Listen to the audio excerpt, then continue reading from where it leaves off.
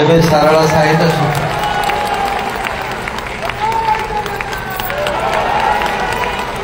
ଆମେ ସ୍ୱାଗତ କରୁଛୁ ଆଜି ଉତ୍ସବରେ ମାନ୍ୟବର ଶ୍ରୀଯୁକ୍ତ ଧର୍ମେନ୍ଦ୍ର ପ୍ରଧାନ ମହୋଦୟ ସମ୍ମାନ ଗ୍ରହଣ କରିଛନ୍ତି।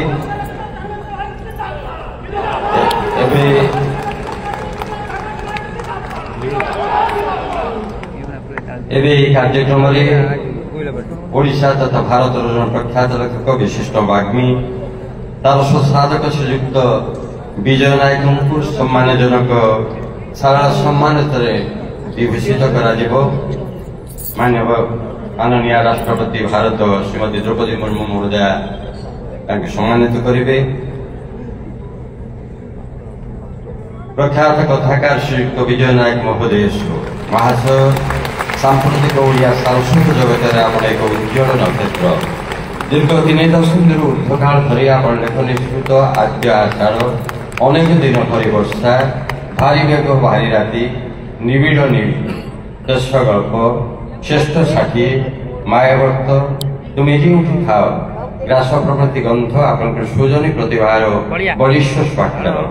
ଆପଣ କଥା ଶିଳ୍ପରେ ଗଭୀର ମାନବିକତା ସମ୍ବେଦନା ବିଷୟ ବିନ୍ୟାସର ଅଭିନବତା ଓ ଅଭିଭୂତ ସାରସ୍ୱତ ମୂଲ୍ୟବୋଧ ପ୍ରତ୍ୟେକ ପାଠକକୁ ମୁଗ୍ଧଚକିତ କରିଛି। ଆପଣଙ୍କ ଭଳି ଜଣେ ଯୋଗଜନ୍ମା ସନ୍ତାନକୁ କୋଳରେ ଧରି ଉତ୍କଳ ଧନ୍ୟା ହୋଇଛି। ସର୍ବୋପରି ଜଣେ ସଂସ୍କୃତି ସଚେତନ ସ୍ନେହୀ ଦରଦୀ ଓ ସୁଦକ୍ଷ ପ୍ରଶାସକ ଭାବରେ ଆପଣ ସର୍ବଜନ ବିଦିତ।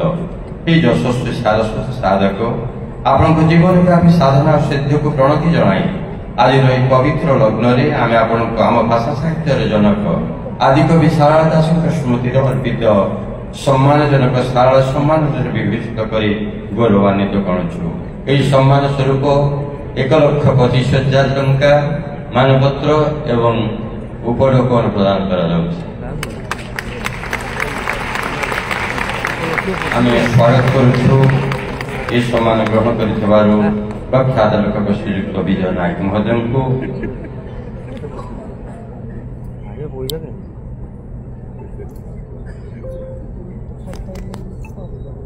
ମୁଁ ଅନୁରୋଧ କରିବି ଆମ ସାରଳା ସାହିତ୍ୟ ସଂସଦର ପ୍ରାଣ ପ୍ରତିଷ୍ଠାତା ସଭାପତି professor doctor engineer Prabhakar Swain ମହୋଦୟ ତାଙ୍କର ବକ୍ତବ୍ୟ ପ୍ରଦାନ କରିବେ।